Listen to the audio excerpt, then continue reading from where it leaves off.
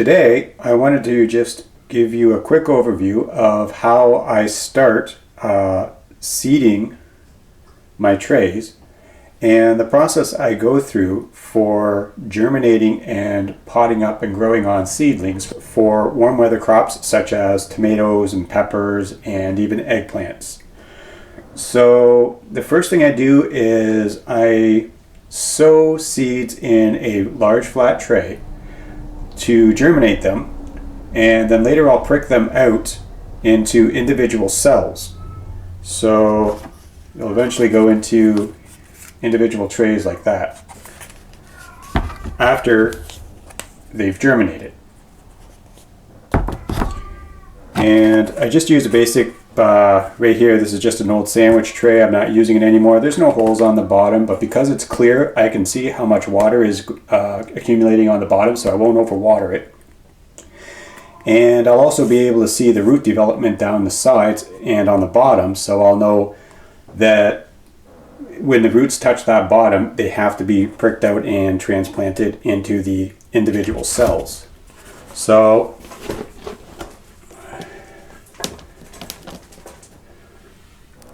just fill the pot up a little bit and I pack it down fairly firm. Okay, just like that. And I'm going to be sowing some peppers, some sweet yellow banana peppers and some jalapeno peppers. And because this tray is relatively large, I don't need all of it for, so I'm going to split it up into two different sides. So one's going to be jalapeno and the other is going to be the sweet yellow peppers. Okay, so I'm just going to press that in there. I mean, that's just a piece of an old PVC blind that I've chopped up, and I use these for labels or for separating containers. You can also use yogurt lids. So I'm just going to take my jalapeno pepper seeds and I kind of just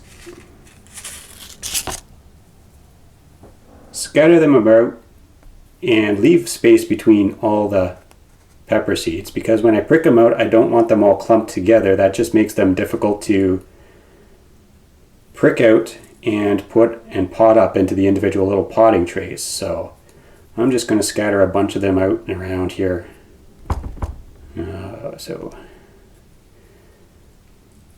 And because I have so many, I mean, I can afford to be generous. These seeds are a little bit older, so the older they get, the less your germination rate's going to be. So, you can be liberal with them, especially when you save your own seeds. You just have thousands of them and can afford to waste a few. These seeds I just bought. It's a new type I'm trying, and I want to see how they grow, what they taste like. So we're gonna pop these guys out if they want to come out. Right. And you definitely don't get as many seeds as you used to. So I'm just going to spread these guys around. Make sure they're not touching each other. As I said, these sandwich trays, you can definitely drill drainage holes in the bottom just to make sure you don't do any overwatering, because at germination time you don't really want to have soggy soil. Alright, so that's there. And all I'm going to do is cover that up with a little bit more soil just to cover them. You don't have to bury your seeds.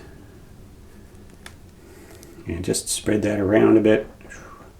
That even might have been too much, but it should work.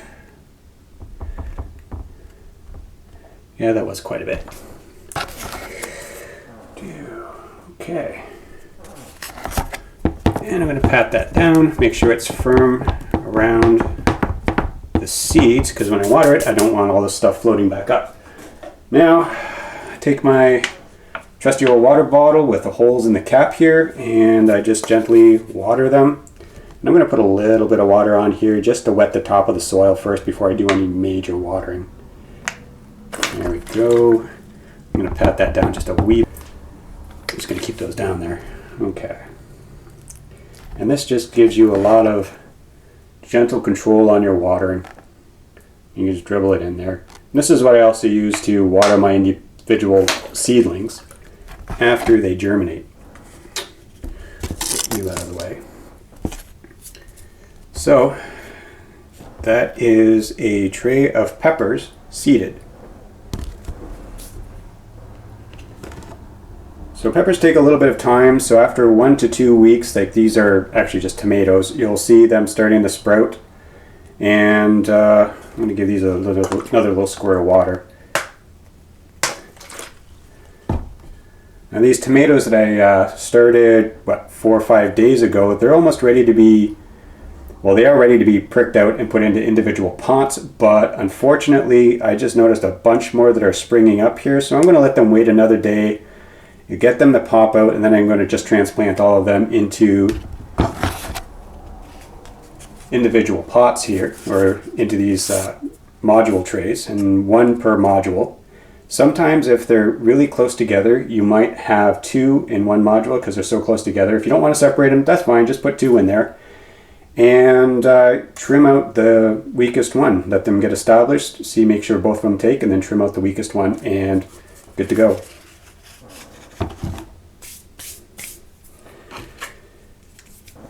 So, to make sure that I know what these are, I'm going to, with this permanent marker, write on a label here, make a tag for them. So jalapeno,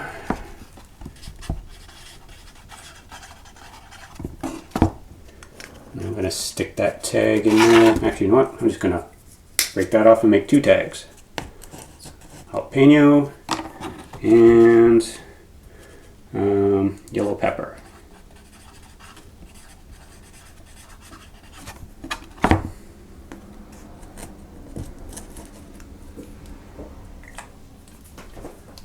Alright, and in another day or 2 I will be back and I will show pricking these seedlings out into individual pots once these finish germinating and coming up a bit. Alright, I'll see you then.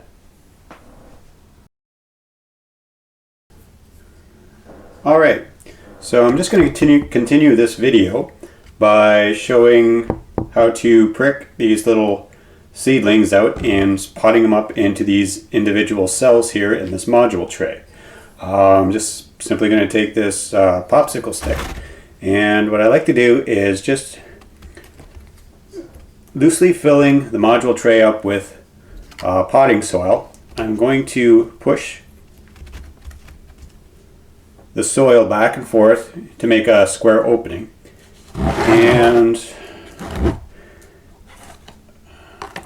simply just, the hardest thing is to getting the first one out. So I'm just going to break in here however I can and start loosening up the soil here, trying to dig out at least 1 or 2 of these plants. So I'm just going to lever that out. And when you try this, I should have done this a while ago, and that would have left me with a smaller root system and a smaller plant, but still works.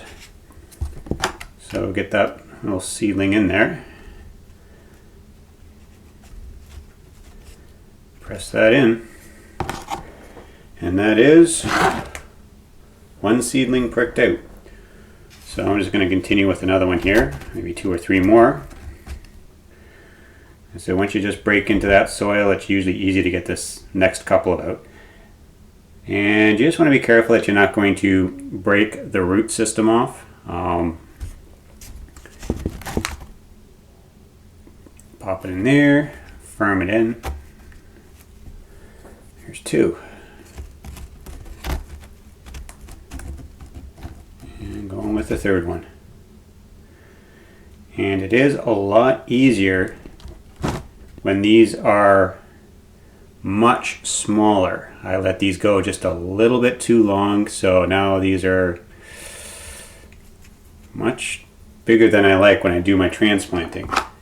And you're basically just going to end up with 1 seedling per cell. If your seedlings are a little too close together, you can simply just plant the two into one cell, let them get established, and then just select the best one, cut out the other one, and you're down to one seedling per cell.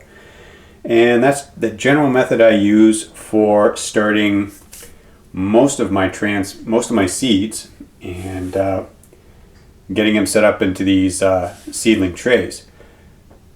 Now it is simpler just to, if you wanted to save time, you can simply plant up to 2 seeds in any one of these trays, and if they both germinate, you just trim out the one that's weaker and let the strong one grow. But there's always a chance where you're not going to have all of these cells germinate seeds, and that would basically leave an empty cell for the entire time up until you're ready to pot them on. So if you're short on real estate in where I am and using an indoor greenhouse, you can start a lot of seeds in one of these small trays and just prick out the strongest ones into your single individual pots and grow these on, making sure that you're making use of every single cell. And well, that's pretty much it. And then of course you get the handy watering bottle. Give each one of these a good squirt to make sure that the roots, and you want to squish down a little bit on the soil to make sure that there's no air pockets in the roots and around the roots. And even though it's laying down a little bit, it'll perk back up. If the transplant takes, it'll perk back up. If not, I can always pop that out and grab another seedling. And that's it for pricking out and potting up your seedlings.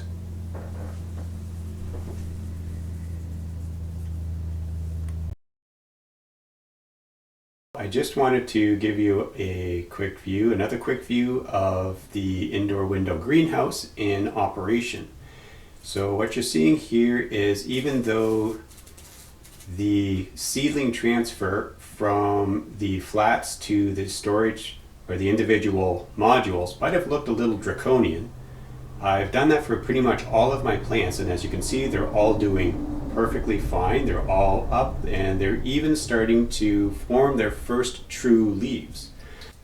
And they've got 2 lights. I put 2 lights on one shelf here just so that I'm only using the one shelf, and so I thought I'd take advantage of the space on one shelf and just add the extra light where it was necessary. And as you can see, that they're all doing fairly well. I even have a little fly in the background taking advantage of the light and heat from this little greenhouse system. So down on the bottom here, I have my seedling heat mats and my germination trays. On one side, I'm trying to grow some mountain climbing spinach, and they've just started to germinate, but they prefer shade. So I have them slightly shaded out from the windows so that they don't get direct sunlight.